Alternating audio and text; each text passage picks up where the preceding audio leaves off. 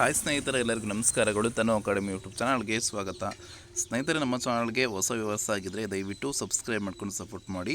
ಹಾಗೆ ಮುಂದಿನ ದಿನಗಳಲ್ಲೂ ಕೂಡ ಎಲ್ಲ ತರಹದ ಎಜುಕೇಷನಲ್ ಮತ್ತು ಕಾಂಪಿಟೇಟಿವ್ ಎಕ್ಸಾಮ್ಸ್ಗೆ ಸಂಬಂಧಪಟ್ಟ ಮಾಹಿತಿ ಮತ್ತು ತರಗತಿಗಳನ್ನು ನೀಡ್ತಾ ಇರ್ತೀವಿ.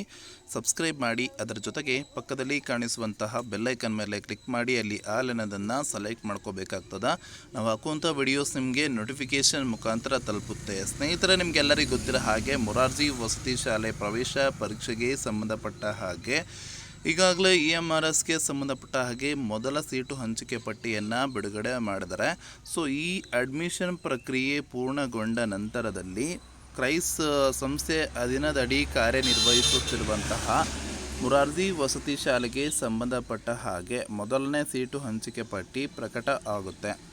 ಸೊ ಈ ಪ್ರಕ್ರಿಯೆ ಮುಗಿದ ನಂತರ ಆ ಪ್ರಕ್ರಿಯೆ ಸ್ಟಾರ್ಟ್ ಆಗುತ್ತೆ. ಸ್ನೇಹಿತರೆ, ಈಗಾಗಲೇ ನಿಮಗೆಲ್ಲರಿಗೂ ಗೊತ್ತಿರೋ ಹಾಗೆ ಏಕಲವ್ಯ ಮಾದರಿ ವಸತಿ ಶಾಲೆಗೆ ಸಂಬಂಧಪಟ್ಟ ಹಾಗೆ ಸೀಟ್ ಅಲಾಟ್ಮೆಂಟ್ ಲೀಸ್ಟನ್ನು ಬಿಡುಗಡೆ ಮಾಡಿದ್ದಾರೆ. ನೀವು ಇಲ್ಲಿ ನೋಡ್ಬೋದಾಗಿರುತ್ತೆ. 4/5/2026 ಬಿಡುಗಡೆ ಮಾಡಿದ್ದಾರೆ. ಸೊ ಈ ಪ್ರಕ್ರಿಯೆ ಪೂರ್ಣಗೊಂಡ ನಂತರದಲ್ಲಿ ಮಾತ್ರ ಏನು ಮಾಡ್ತಾರೆ ಅಂತಂದರೆ ಮೊರಾರ್ಜಿ ವಸತಿ ಶಾಲೆ ಪ್ರವೇಶ ಪರೀಕ್ಷೆಯ ಮೊದಲ ಸೀಟು ಹಂಚಿಕೆ ಪಟ್ಟಿಯನ್ನು ಬಿಡುಗಡೆ ಮಾಡ್ತಾರೆ. ಸೊ ಇದರ ಎರಡನೇ ಸುತ್ತಿನ ಸೀಟು ಹಂಚಿಕೆ ಪಟ್ಟಿ ಪ್ರಕಟವಾಗಬೇಕಾಗ್ತದೆ. ನಂತರದಲ್ಲಿ ಮೂರನೇ ಸುತ್ತಿನ ಸೀಟು ಹಂಚಿಕೆ ಪಟ್ಟಿ ಅಂದರೆ EMRSಗೆ ಸಂಬಂಧಪಟ್ಟ ಹಾಗೆ ಏನಾದರೂ ಅವಶ್ಯವಿದ್ದಲ್ಲಿ ಮಾತ್ರ ಬಿಡುಗಡೆ ಮಾಡ್ತಾರೆ. ಅಲ್ಲಿಗೆ ಅಡ್ಮಿಷನ್ ಏನಾಗುತ್ತೆ, ಕ್ಲೋಸ್ ಆಗುತ್ತೆ.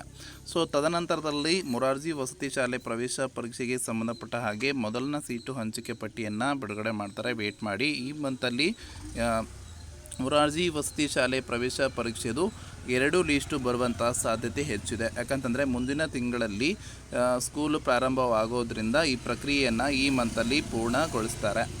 ಸೊ ಇದಿಷ್ಟು ಮಾಹಿತಿ ಆಗಿರುವಂತಹದ್ದು. ಈ ಮಾಹಿತಿ ನಿಮಗೆ ಇಷ್ಟವಾದಲ್ಲಿ ಖಂಡಿತ ಲೈಕ್ ಮಾಡಿ ಮತ್ತು ಶೇರ್ ಮಾಡಿ. ನಮ್ಮ ಚಾನಲ್ಗೆ ಹೊಸ ಆಗಿದ್ದರೆ ದಯವಿಟ್ಟು ಸಬ್ಸ್ಕ್ರೈಬ್ ಮಾಡ್ಕೊಂಡು ಸಪೋರ್ಟ್ ಮಾಡಿ. ಧನ್ಯವಾದಗಳು.